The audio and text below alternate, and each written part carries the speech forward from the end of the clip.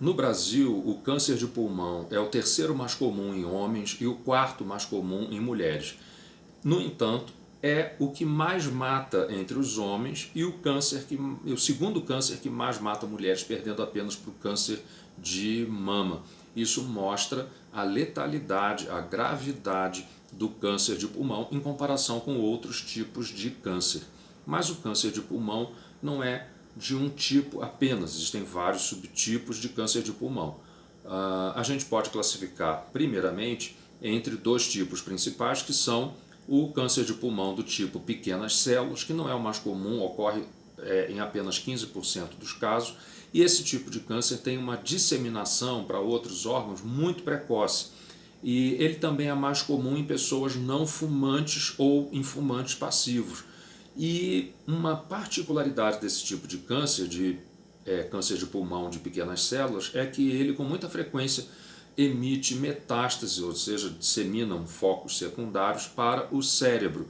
No momento do diagnóstico do câncer de pulmão de pequenas células, 10% dos pacientes têm metástase no cérebro, mas em algum momento da doença, da evolução do câncer de pulmão de pequenas células, até 50% dos pacientes vão apresentar metástases para o cérebro.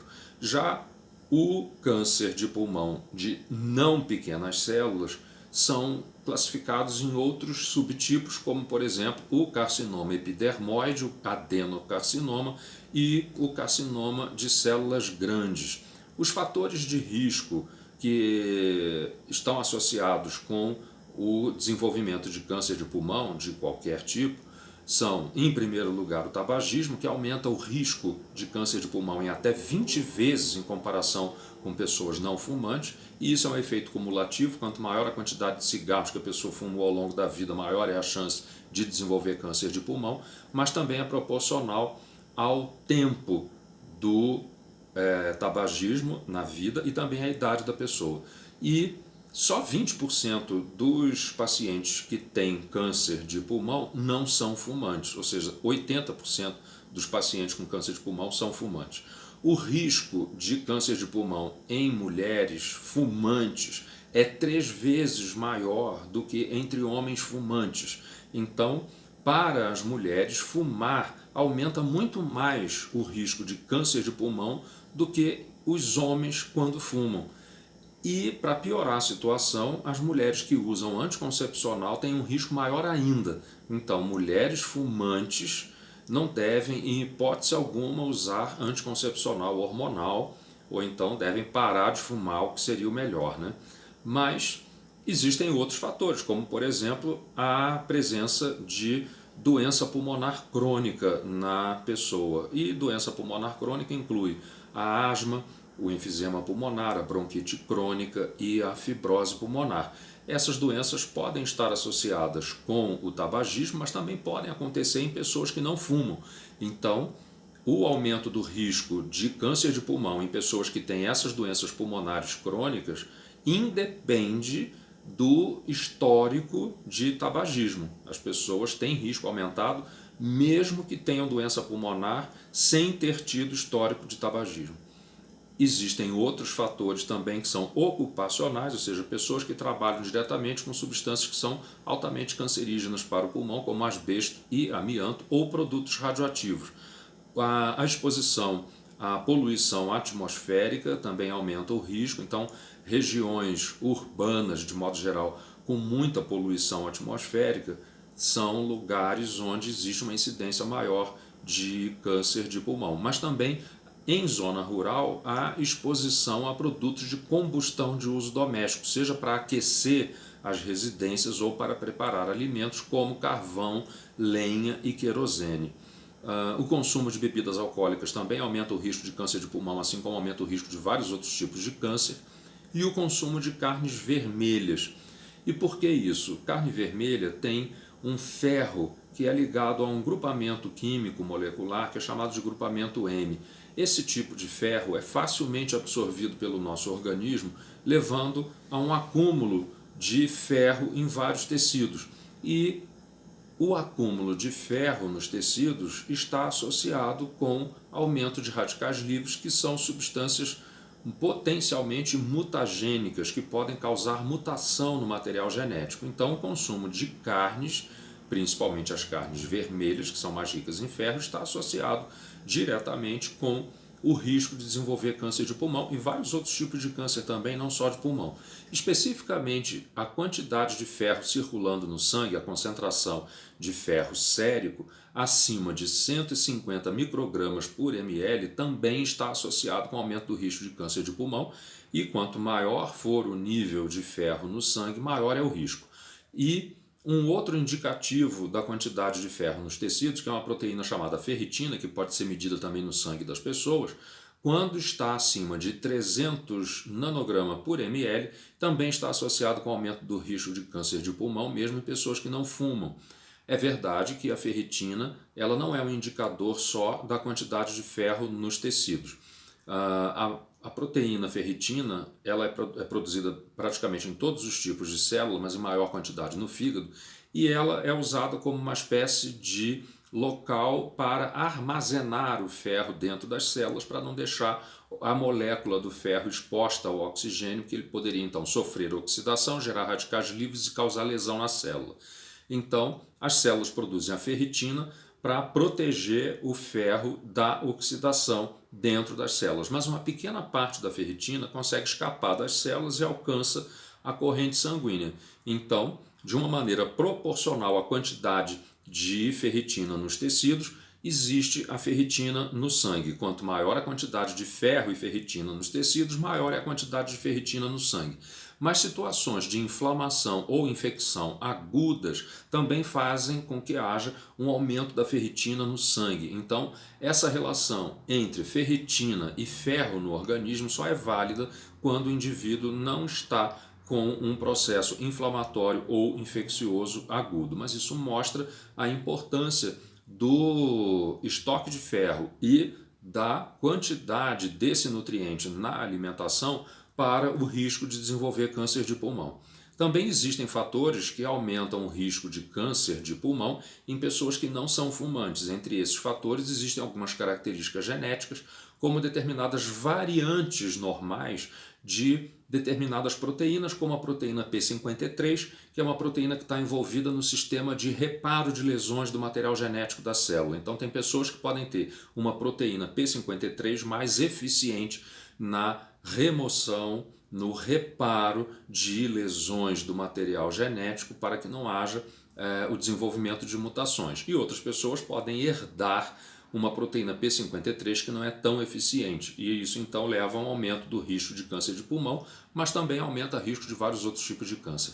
A outra proteína é a BRCA2, e essa proteína, quando sofre determinadas mutações, também aumenta o risco de desenvolver câncer de mama em mulheres e câncer de ovário.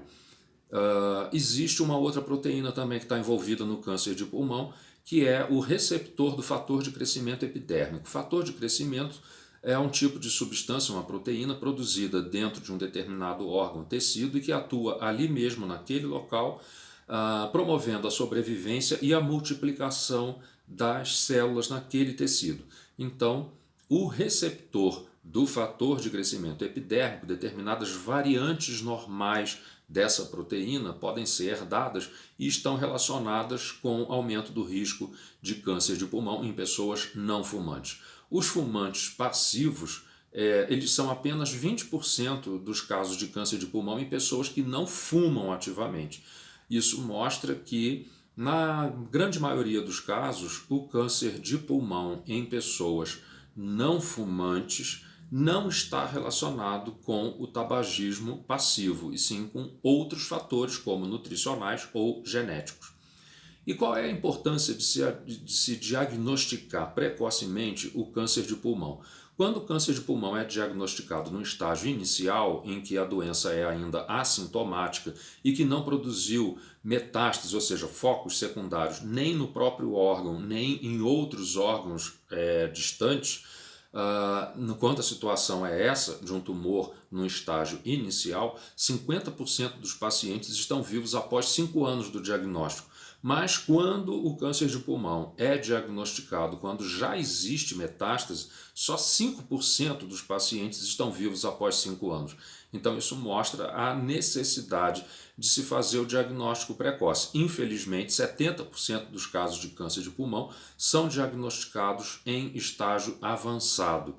Não existem exames de laboratório que sejam capazes de detectar precocemente o câncer de pulmão. Existe apenas um tipo de exame de imagem, que é uma tomografia computadorizada específica, que é uma tomografia de baixa dose, feita no tórax e que pode ser feita a cada 2 anos ou anualmente, mas apenas em pacientes que têm um risco alto. A própria radiação aumenta o risco de desenvolver câncer, então não se pode ficar irradiando a pessoa com uma frequência excessiva simplesmente porque quer diagnosticar precocemente um câncer de pulmão se essa pessoa tem um risco baixo de desenvolver a doença. Então só justifica fazer esse tipo de exame em pessoas que têm um risco elevado. E quais são as pessoas que têm o risco mais elevado de desenvolver câncer de pulmão? A gente pode calcular isso, como o tabagismo é o fator mais importante, em pessoas que fumam, a gente divide o número de maços, o número de cigarros que a pessoa fuma em média por dia, dividir por 20, e aí a gente acha um número que é o número médio de maços de cigarro fumados por dia e multiplica isso pelo número de anos que a pessoa fuma. E se esse número for maior do que 30 e se a pessoa tiver idade entre 50 e 75 anos, essa pessoa deve fazer o exame da tomografia computadorizada de baixa dose do tórax uma vez por ano ou a cada 2 anos.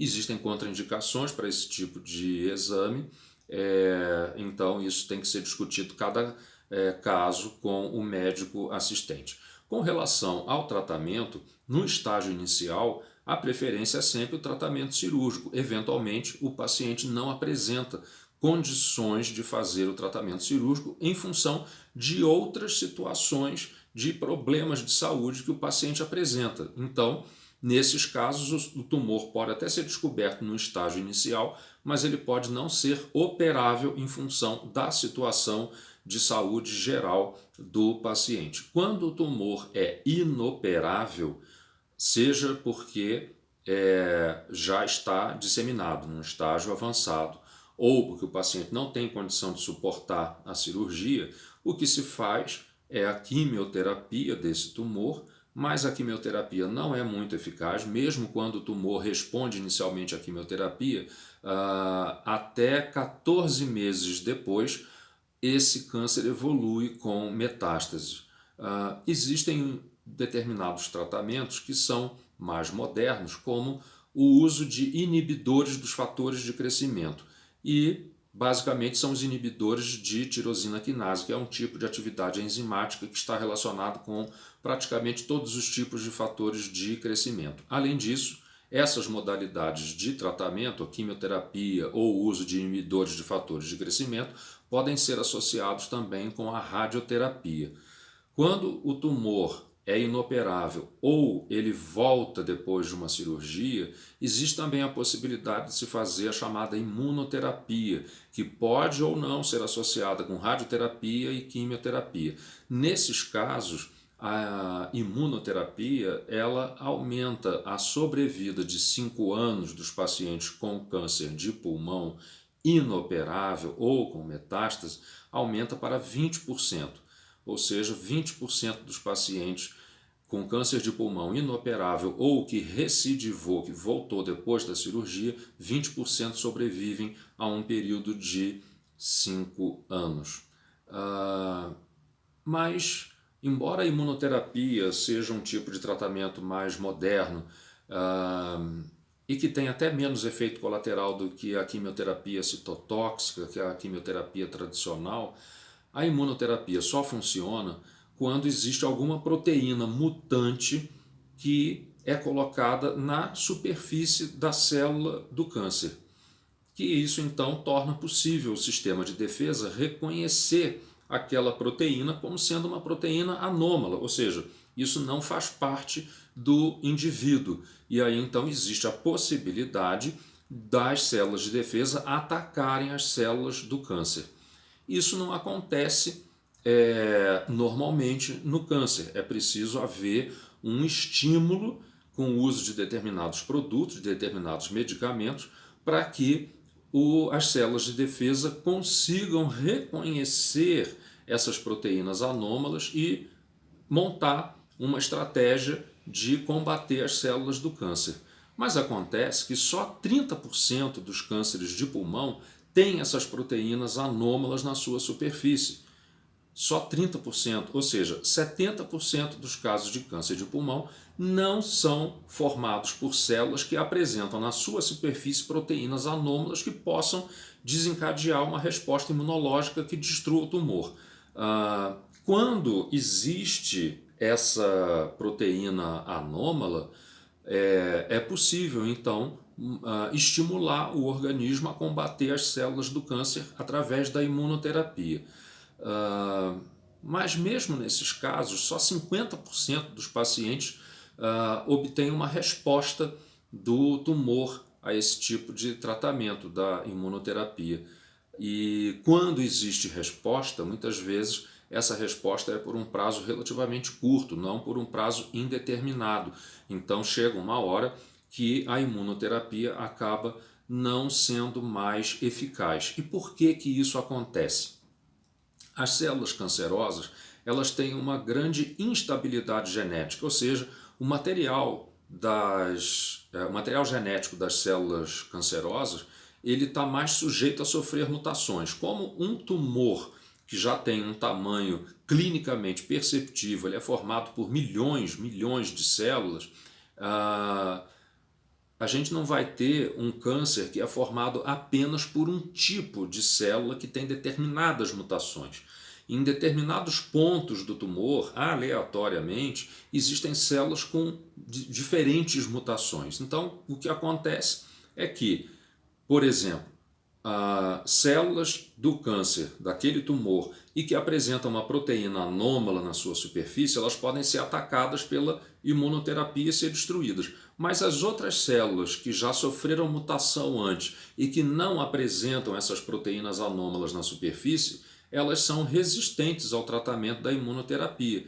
E elas passam então a proliferar e a imunoterapia não tem mais nenhuma eficácia nesses casos.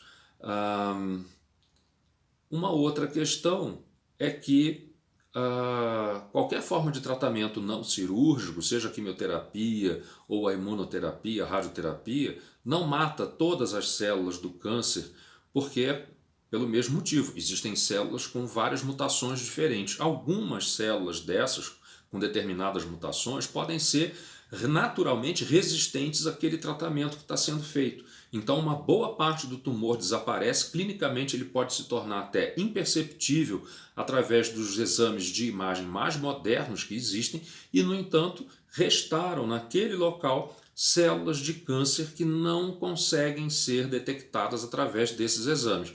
Elas vão proliferar com o tempo e vão dar origem a novos focos de tumor, seja naquele órgão ou à distância, emitindo metástase para outros tecidos.